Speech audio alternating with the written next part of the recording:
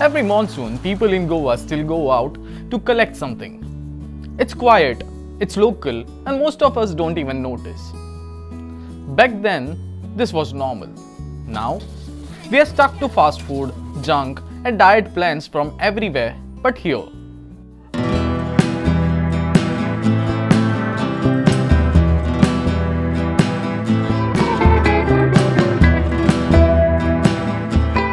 We have moved so far. We have forgotten what our own land gives us, especially during the rains. But some are trying to bring that knowledge back. Like Alka Fardesai, a teacher by profession, somebody who is passionate about wild seasonal vegetables.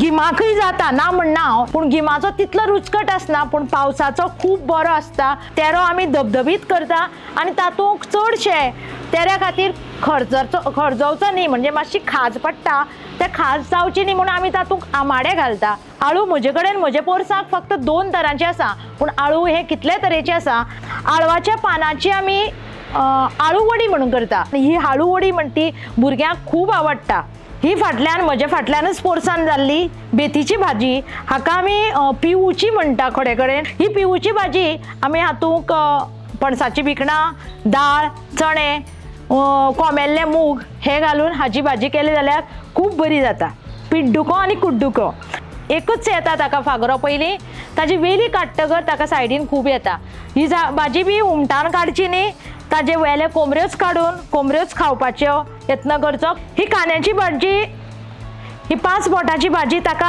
वाल जाता वालाची फक्त ही पानां काडून ताजी भाजी एक पानी भाजी म्हणटा हाकाच ब्रह्मी म्हणटा एकच पान आसता इवन हे खाली जाल्यार केस बरे उरता ही हरपूल म्हणटा ही हरपुलाची भाजी चौथीक जे 5 पानां करता तातूंत आमच्या घरा कडेन कावऱ्या हरपुलाची भाजी आनी हरपुलाची फुलां ही घालपाकच जाय नेक्स्ट आमकां उड्डाची जे उडीद म्हणून किल्लो घालता वालीची पानां आसा पळय न्ही ताजी बी हाजे सारकी भाजी करता चवळ्याची सारकीच In Bhuipal Sattari, Suryakant Gaonkar still goes into the forest to collect these greens.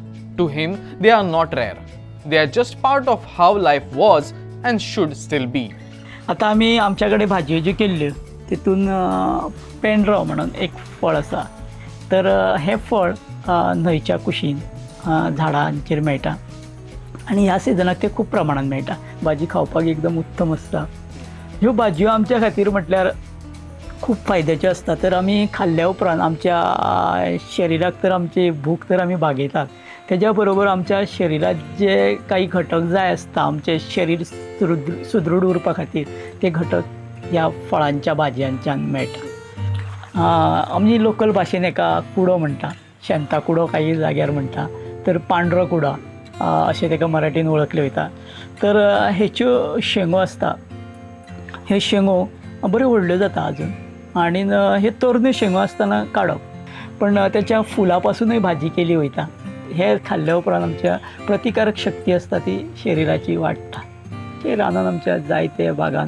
कणकीचे जे कोंब आसता जे जंगली बांबू म्हणटा ताका हे पोटांतले आमचे जे कीटक आसा हे भायर काडपा खातीर आमी म्हणटा डिटॉक्स करपा खातीर जशे आमी गुळयो घेता काही तर त्यो न घेता ह्यो नैसर्गीक आमकां शरिराची आमकां साफ सफाई करपा खातीर खूब फायद्याचे पडटा आनी तितूंतल्यान आमकां बरेचशे आरोग्य आमचें राखपा खातीर मदत जाता हे जे झाड आसा पळय हे चडशे व्हाळाचे कुशीक उतार भागान पळोवपाक मेळटा पण हे आमी आमच्या घरा कडेन लायला हे बोंडकाळो अशें म्हणटा ताका पेवो म्हणटा तर ह्या झाडाची जी ही तरणी पानां आसा पळय ही 3 पानां ही यूज करपाक शकता भाजये खातीर आमी हे सुरणाचें झाड आसा आमी सुरणाच्या कंदाची भाजी करून सगळे लोक खाता पण काही भागान हेच्या पानां पासून भाजी करून खाल्ली वयता हे जी पानां दिसता पळय ही झाडां चडशी झाडाच्या सावळीन वाडटा हेका गोजीब अशें म्हणटा